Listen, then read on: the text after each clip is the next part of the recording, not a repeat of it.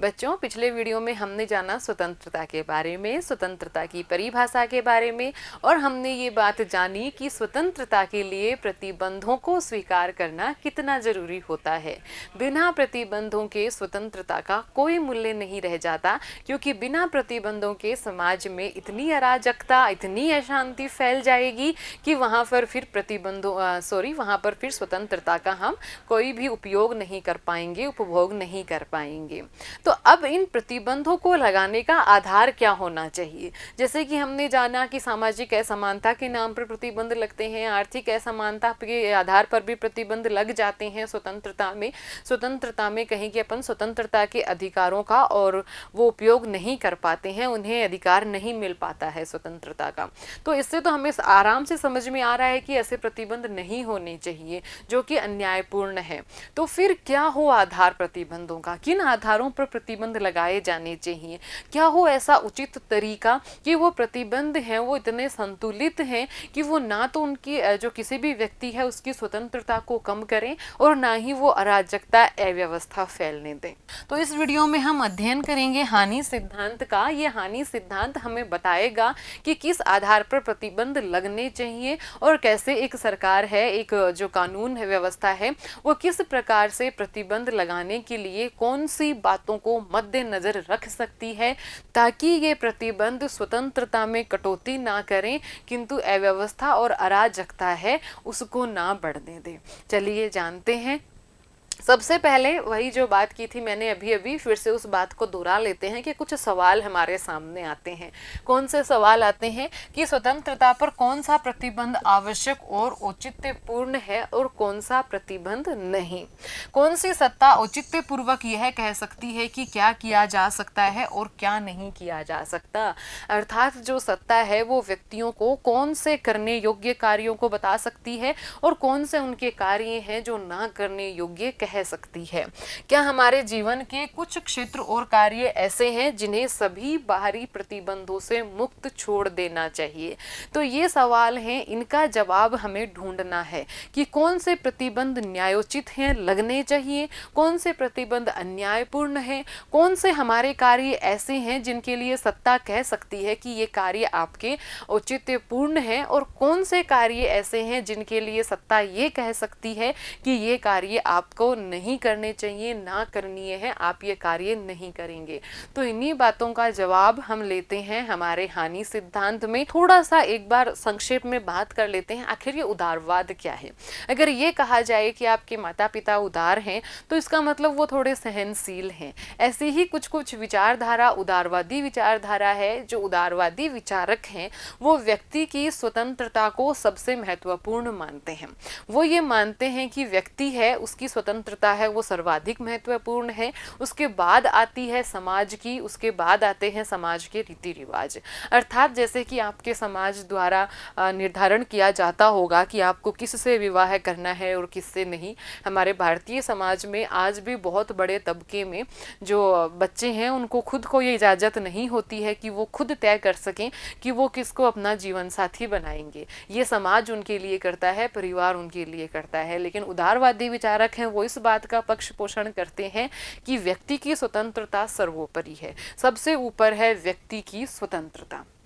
तो ऐसे ही उदारवादी विचारक हैं जॉन स्टुअर्ट मिल। उन्होंने अपना निबंध लिखा था ऑन लिबर्टी, और उसमें उन्होंने हानि सिद्धांत दिया था और ये बताया था कि व्यक्ति के कौन से कार्यों पर समाज है वो जो सरकार है, कानून है, वो प्रतिबंध लगा सकता है। क्या आधार होना चाहिए सरकार द्वारा लगाए गए प्रतिबंधों का? तो सबसे पहले हम जॉन स्टुअर्ट मिल के कथन को ही ले लेते हैं कि क्या कहते हैं वो इस बारे में।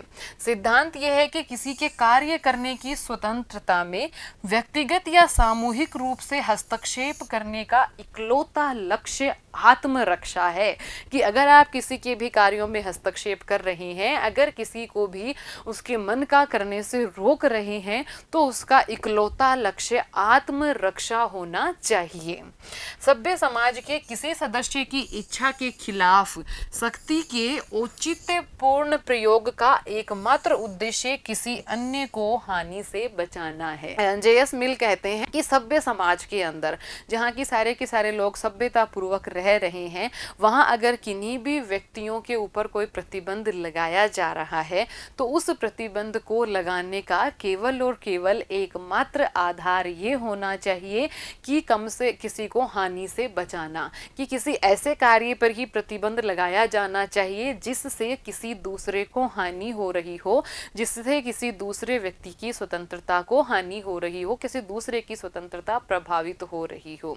तो एकमात्र आधार उन्होंने क्या बताया प्रतिबंधों का? उन्होंने एकमात्र आधार बताया आत्मरक्षा। इसलिए उन्होंने व्यक्ति के कार्यों को दो भागों में बांटा, एक स्व संबंध कार्य और एक पर संबंध कार्य। स्व संबंध कार्य जिनका की ताल्लुकात है वो सिर्फ और सिर्फ करने वाले व्यक्ति से होता है, और पर संबंध कार्य जिनका की ताल्लुकात है, संबंध है, वो अन्य व्यक्तियों से भी होता है, अर्थात वो व्यक्ति जो कार्य करता है उसका प्रभाव दूसरे व्यक्तियों पर भी पड़ता है।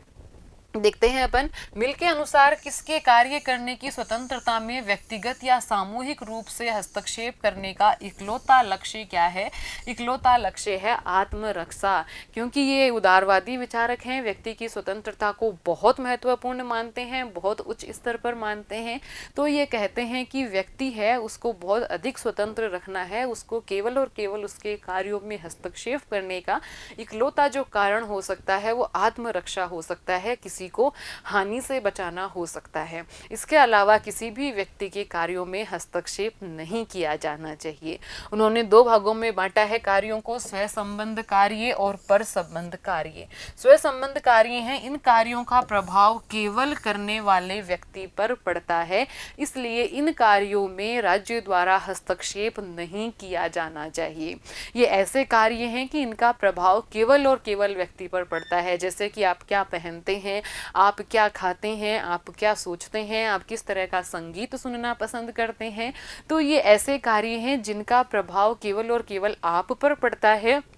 मान लीजिए आप नाचना चाहते हैं तो फिर आप नाचिए, राज्य उसके ऊपर कोई प्रतिबंध नहीं लगाएगा, क्योंकि ये आपका जो कार्य है उससे केवल और केवल आप प्रभावित हो रहे हैं।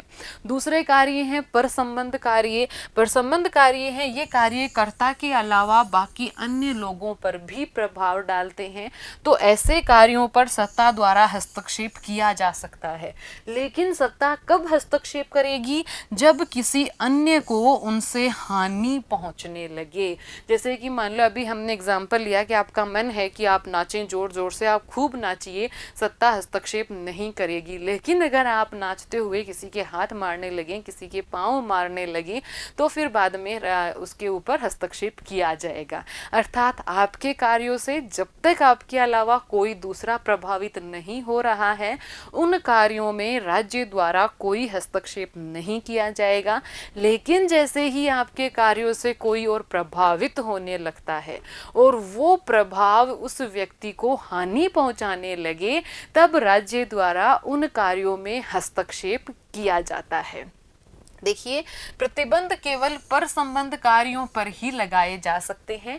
प्रतिबंध लगाने के लिए जरूरी है कि किसी को होने वाली गंभीर हानि, यहाँ एक और बात कहते हैं मिल कि प्रतिबंध है उसके लिए गंभीर हानि का होना आवश्यक है। अगर छोटी मोटी कोई बात है, छोटा मोटा कोई प्रभाव हो रहा है, तो उस व्यक्ति पर प्रतिबंध लगाने की बजाय थोड़े से नैतिक प्रतिबंधों के द्वारा ही और उसको अपन सुधारने का प्रयास करना चाहिए। जैसे कि मान लीजिए कि कोई व्यक्ति है आपकी बिल्डिंग के अंदर रह रहा है और वो शाम को बहुत तेज आवाज में म्यूजिक चला देता है, संगीत सुनने का उसको शौक है। ठीक है, वो धीमी आवाज में संगीत सुनता है, तब तक तो वो उसका स्व संबंध कार्य हो गया कि भाई उसको संगीत सुनना है, वो धीमी धीमी आवाज में संगीत सुन रहा है, तो कोई भी व्यक्ति प्रभावित नहीं हो रहा है। लेकिन अब उसका ये शौक बढ़ गया है कि वो बहुत तेज आवाज़ में संगीत सुनता है, और आप जितने भी उसके घर के आसपास रहने वाले लोग हैं वो उस तेज संगीत की आवाज़ से परेशान होते हैं। आप पढ़ाई नहीं कर पा रहे हैं, आपके बुजुर्ग दादा दादी हैं उनको भी परेशानी हो रही है, आप ढंग से सो नहीं पा रहे हैं क्योंकि वो व्यक्ति बहुत देर रात तक बहुत तेज आवाज़ में संगीत बजाता है। तो यहाँ क्या कानून द्वारा हस्तक्षेप करके उसको दंड दिया जाना चाहिए? मिल ऐसी बात को भी नकारते हैं। वो कहते हैं कि ये एक छोटी सी हानि है, तो इसके लिए कानून बनाकर उस व्यक्ति को दंड देने की जरूरत नहीं है। तो फिर क्या किया जाए? बोले कि ये कर सकते हैं कि उस व्यक्ति को और वो जो पूरी बिल्डिंग के लोग हैं, जितने भी आसपास उसके रह रहे हैं, उसको उपेक्षित कर दें, कि जैसे उसे नमस्ते करना बंद कर दें, उसको अपने जो प्रोग्राम है, उनके जो भी कार्यक्रम है, उनमें बुलाना बंद कर दें और एक तरह से उसको नकार दिया जाए। उस पर एक नैतिक दबाव बनाया जाए ताकि वो व्यक्ति स्वयं अपने कार्यों को, अपने व्यवहार को सुधारने की ओर अग्रसर हो।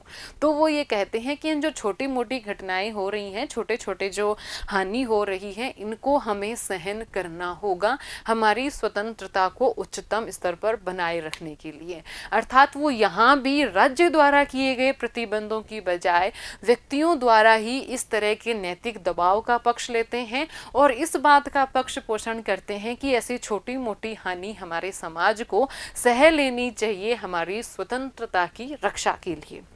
देखते हैं, छोटी मोटी हानि के लिए मिल कानून की ताकत की जगह केवल सामाजिक रूप से अमान्य करने का सुझाव देते हैं। जैसे कि मैंने अभी उदाहरण आपको बताया ही था, किन्हीं कार्यों पर कानूनी शक्ति से प्रतिबंध केवल तभी लगाना चाहिए जब वे निश्चित व्यक्तियों को कोई गंभीर नुकसान पहुंचाएं। अर्थात वो कोई गंभीर नुकसान पहुंचाने लगे, वो व्यक्ति मान लीजिए हिंसा पर उतर आए, वो व्यक्ति किसी को चोट पहुंचाने लगे, कोई गंभीर नुकसान किसी को होने लगे, तब कानून को हस्तक्षेप करना चाहिए, तब कानून द्वारा प्रतिबंध लगाना चाहिए।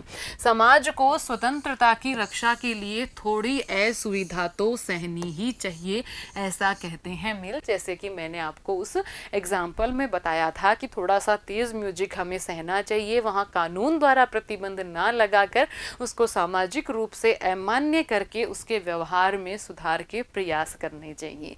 अर्थात हमें स्वतंत्रता बनाए रखनी है तो हमें थोड़ी सी असुविधा सहनी होगी। देखते हैं निष्कर्ष इसका कि कुछ प्रतिबंध लगाए जा सकते हैं, लेकिन जरूरी है कि वो समुचित हों और उन्हें तर्क की कसौटी पर कसा जा सके। अर्थात जो भी प्रतिबंध लगाए जाएं उनका न्यायोचित होना बहुत आवश्यक है और उनको तर्क की कसौटी पर कसा जाना चाहिए। अर्थात उन प्रतिबंधों को लगाने के उचित कारण होने चाहिए और सर्वाधिक उचित कारण तो वही है कि जब किसी अन्य को कोई गंभीर हानि पहुंच रही है। ऐसे प्रतिबंधों में न तो अतिरेक होना चाहिए और न ही संतुलन होना चाहिए। ऐसी बात मिल इसलिए कहते हैं क्योंकि एक बार प्रतिबंध लगने की आदत पड़ने लग जाती है शासन व्यवस्था को, इसलिए उन प्रतिबंधों का अतिरेक ना आए, उन प्रतिबंधों का असंतुलन ना आए और प्रतिबंध लगाना आदत ना पड़ जाए, इसलिए प्रतिबंधों का न्यायोचित होना और तर्क की कसौटी पर कसे जाना बहुत जरूरी है। प्रतिबंध लगाने की आदत विकसित नहीं होने देनी चाहिए। तो देखा कितना सुंदर वर्णन मिल ने किया कि कौन कौन से प्रतिबंध लगाए जाने चाहिए। मिल है वो व्यक्तिगत स्वतंत्रता, तो उन्होंने बहुत अच्छे से अपनी बात को समझाया। दो प्रकार के कार्यों में बांटकर, स्व संबंध कार्य और पर संबंध कार्य। ऐसे कार्य जिनका प्रभाव केवल और केवल करने वाले पर पड़ता हो वो स्व संबंध कार्य। उन कार्यों में राज्यों द्वारा किसी प्रकार के किसी भी प्रतिबंध को नहीं लगाना है।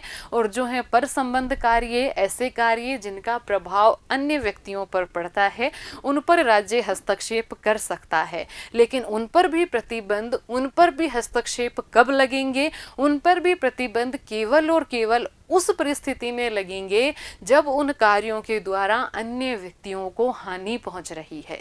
और छोटी मोटी हानि हो तब भी कानून द्वारा प्रतिबंध की मनाही करते हैं मिल। ये कहते हैं कि छोटी मोटी हानि है वो समाज को सहनी आनी चाहिए और समाज है वो अपने ही तरीके से नैतिक दबाव बनाकर सामाजिक रूप से अमान्य करके ऐसे जो असुविधाएं होती हैं उनका सोल्यूशन निकालने का, समाधान निकालने का प्रयास करे।